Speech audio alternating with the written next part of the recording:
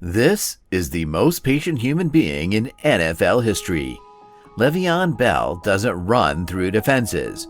He walks up to them, waits, and lets them destroy themselves. His entire game is one skill: finding the hole before it exists. Which raises a genuinely stupid question. What happens when you put the man who always finds the hole in front of the one formation in human history specifically designed to have none? Prime Le'Veon Bell versus the ancient Greek Phalanx. One of these things has to break.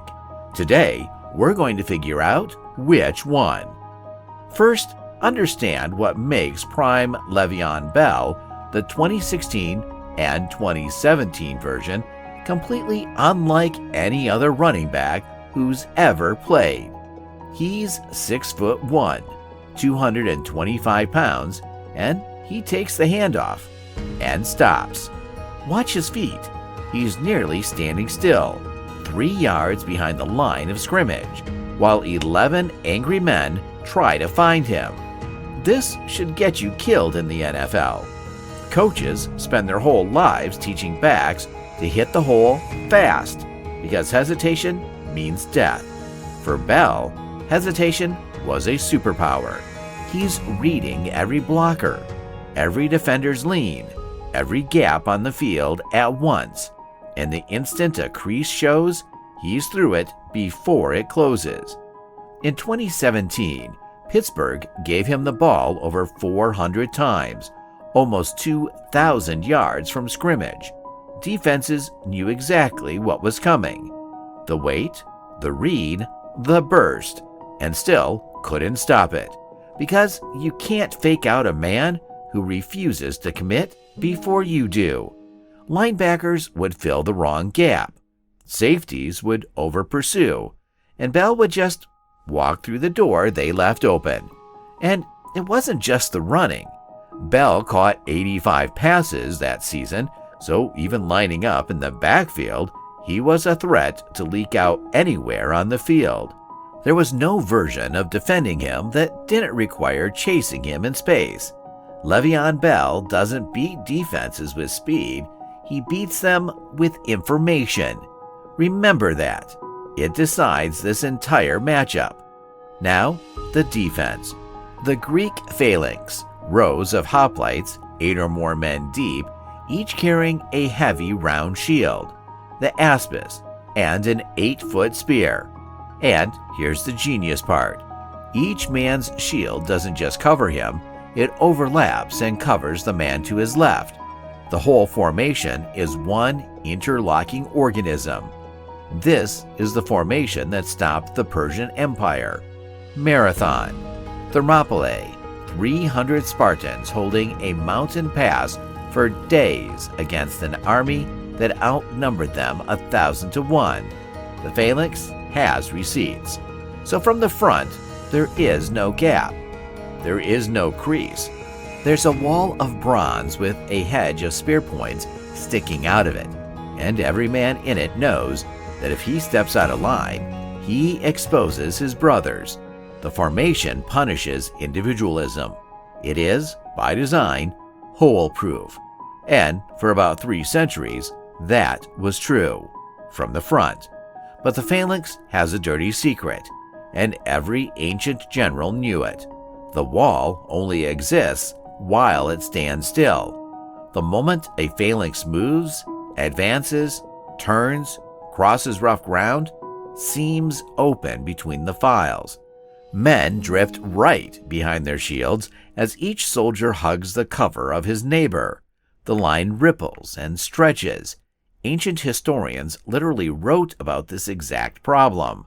The Phalanx doesn't get broken from outside, it breaks itself in motion.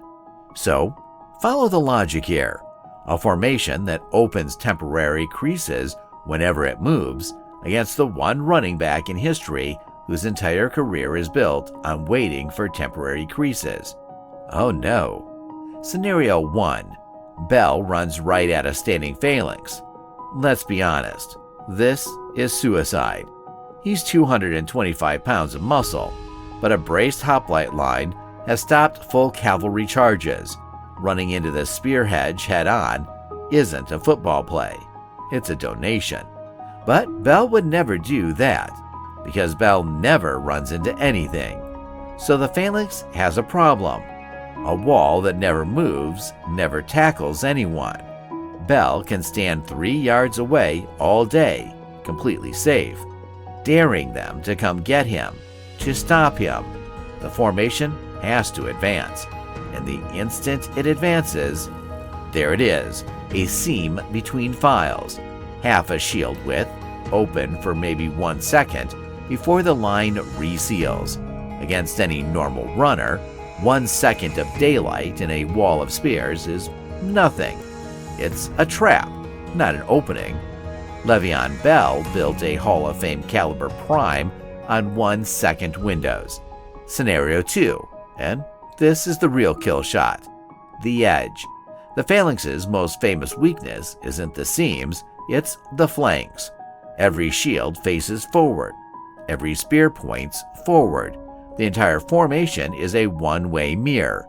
Attack it from the side, and it's just a crowd of men who can't turn around fast enough.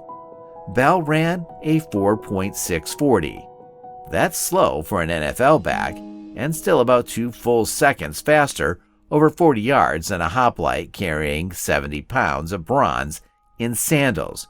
If Bell simply bounces the run outside, patient as ever, letting the line commit, he turns the corner and the whole formation is finished. And here's the brutal part.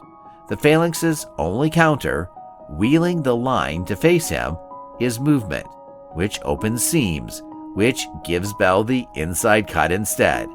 Every answer the formation has creates the exact thing he's waiting for. It's a pick-your-poison run scheme from 400 BC, and the poison is him, every time. Now, give the Greeks their due. There's one situation where they might actually win, the goal line. Back the Phalanx up against its own end zone, and it doesn't have to move at all. No movement, no seams. 4th and inches against a braced spear wall might genuinely be the one down in football the Phalanx wins, but you don't survive 60 minutes on one goal line stand. Because everywhere else on the field, with 4 quarters and open grass, the verdict writes itself. Yes, prime Le'Veon Bell finds the hole in the Phalanx because the Phalanx makes the hole the moment it tries to tackle him. A perfectly still Phalanx never gets beaten, and also never touches him. A moving Phalanx is just an offensive line that blocks for the other team. The formation that stopped the Persian Empire loses to a man standing completely still 3 yards away, chewing his mouthpiece, waiting. Patience beats discipline. 60 minutes of it every single time. But if you think the spear wall gets him, if you're taking Sparta on 4th and 1, drop your final score in the comments. And here's the real question. Who do we run next? Give me a player and give me an army. Randy Moss versus English longbowmen? Prime Lamar Jackson versus Mongol cavalry? Drop your matchup in the comments, and the best one becomes the next video. Subscribe so you don't miss it. See you in the next one.